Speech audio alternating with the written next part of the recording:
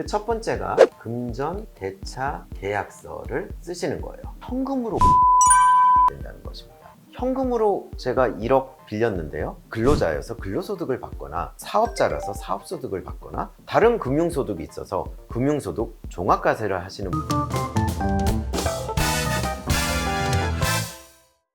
대기업 연구소에 근무하는 박 소장은 최근 인터넷으로 상속이나 증여세 콘텐츠를 즐겨보고 있다. 특히 금전대차 계약서만 잘 쓰면 부모에게 얼마든지 빌릴 수 있고 증여세 걱정도 없다는 내용에 흥미가 많다. 사업을 하다 매각하신 아버지는 현금성 재산이 많기 때문에 미리 자금을 응통하여 본인 명의의 부동산을 살 예정이기 때문이다. 안녕하세요. 세무법인 텍스케어 김수철 대표 세무사입니다. 이번에 말씀드릴 에피소드는요, 바로 부모 자식 간의 돈거래에 대한 겁니다. 그동안 우리 증여에 대해서 말씀을 드렸는데, 부모님이 자녀한테 5천만 원을 준다면 5천만 원 세액공제 안에 들기 때문에 증여세는 나오지 않지만 증여세 신고는 해놓아야 됩니다. 나중에 또 추가로 5천만 원을 줄 때 그 5천에 대해서는 세율 10%로 증여세가 나올 거기 때문에 국세청은 10년 단위로 부모님이 자녀한테 준 재산에 대해서 합계를 하여 증여세를 부과하고 있습니다. 그렇다면 나는 갚을 건데 과연 증여인가? 은행에 우리가 5천만 원을 은행에서 빌린다면 은행에서 우리가 증여받은 건 아니죠. 왜냐? 갚을 거기 때문에. 하지만 부모님으로부터 돈을 1억을 받았다. 그리고 국세청에 저는 갚을 건데요? 주장한다면 국세청에서는 당연히 믿어주지 않습니다. 그냥 부모님으로부터 1억을 받은 게 아니냐. 국세청에 갚을 건데요? 이걸 어떻게 증명할 것이냐. 우리가 은행 거래를 생각해보면 은행에서 돈을 빌릴 때요, 대출 계약서라는 걸 씁니다. 그리고 두 번째로 원금을 언제 갚겠다. 5년 있다 갚겠다, 10년 있다 갚겠다, 또는 10년의 기간 동안 나눠서 갚겠다. 그리고 세 번째가 바로 이자를 매월 내겠다. 우리가 은행에서 대출을 받아보신 분들은 지금 제가 하는 말에 대해서 잘 이해를 하실 거예요.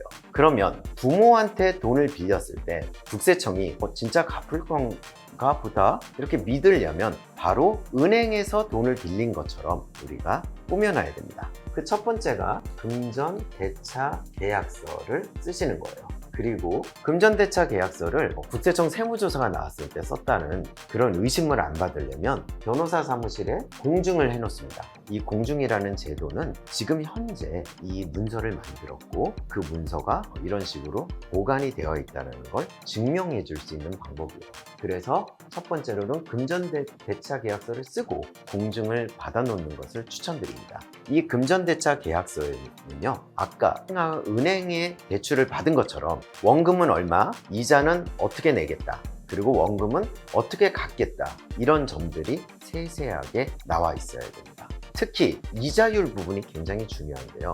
그다음 두 번째는요, 그러면 이런 돈거래가 현금으로 오가는 게 아니라 바로 통장으로 오가야 된다는 것입니다. 현금으로 제가 1억 빌렸는데요, 증명이 안 됩니다. 2억을 받았을 수도 있고 3억을 받았을 수도 있잖아요. 따라서 정확하게 금전대차 계약서에 나온 금액을 부모님 통장에서 자녀 통장으로 이체를 받으셔야 돼요. 그래서 우리 통장으로 받자. 그러면 원금이라고 불리는 우리 빌리는 돈도 통장으로 받고요. 부모님한테 이자 보내드려야 되잖아요.